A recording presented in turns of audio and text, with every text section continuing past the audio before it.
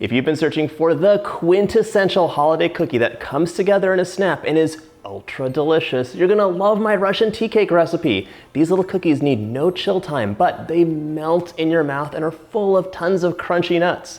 Hey, you're watching Preppy Kitchen, where I, John Cannell, teach you how to make delicious homemade dishes to share with your family and friends. These Russian tea cakes will be ready before you know it, so let's get started. First off, toast those nuts. I don't care if you're using pecans, walnuts, whatever your favorite is. You want it to be nice and toasty to bring out a depth of flavor. Otherwise, your cookies are not going to be as delicious as possible. Mine are just about ready, so let's pull them out and give them a fine chop. Once you've toasted the nuts, they really bring wonderful flavor, but even the texture is different. And you may be wondering, what's the deal with these cookies? Are they Russian tea cakes? Yes, they are, but depending on where you're watching from, you might think, that looks like a cookie that I know well. So if you want to let me know in the comments what your regional variation of this cookie is, I'm gonna be delighted. I'm all done. Now it's time to just measure out about 3/4 of a cup. You don't have to be super exact. There we go. This has like a little measuring line on the inside. So that's more or less 3/4 of a cup. This I can save for later. Get that stand mixer out, dust it off. It's time to make our super easy batter. So into our stand mixer that I will fit with the paddle attachment, I'm adding 226 grams or 1 full cup of unsalted butter right into the bowl of my stand mixer. We're going to cream this up and then add the rest of the ingredients in. But before that, we have to plug in it. Very important. Now, cream it up. Okay, that butter is all creamed up, but now let's scrape the bowl down because it looks like a giant butter storm happened in here. We're gonna add in 1/4 teaspoon of salt, tap, tap, tap, and 2 teaspoons of vanilla. In you go. Right now it's time for 3/4 of a cup of powdered sugar. That's about 80 grams, so just dump that in. And we're gonna mix that in, and yes, you will scrape that bowl down. Scrape that bowl down right now so nothing else flies away.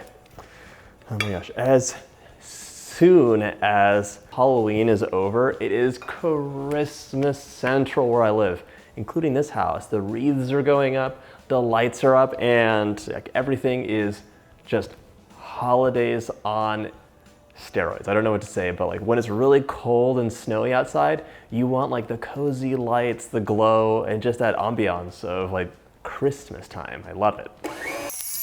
We're gonna mix this for a minute or two until it's nice and light and fluffy, but just really like incorporate that sugar super well. Just to show you, you have this light, fluffy, delicious, but don't eat it yet, mixture of sugar, butter, and vanilla. It is amazing. Let's dump in our walnuts, mix that up, and now it's time for the very last ingredient, which is the flour. I'm using 2.5 cups or 300 grams of all-purpose flour for this recipe. And I'm gonna give it a head start with the mixing. So just kind of fold it in to begin with, and it'll make everything so much easier. Less flour explosions, which is our goal. This reminds me of making these with my mom because we would make these every Christmas, and makes me think of her. We're gonna mix this until it just comes together. So right now, it came together. It's ready. Let's make these cookies. Did I mention there's no chill time? How amazing is that?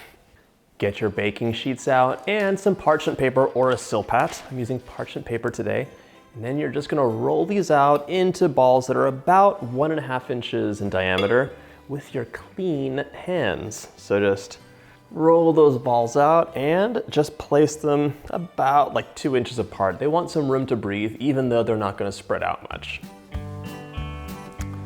This batch is ready to go into the oven at 375 for 10 to 12 minutes until very lightly golden.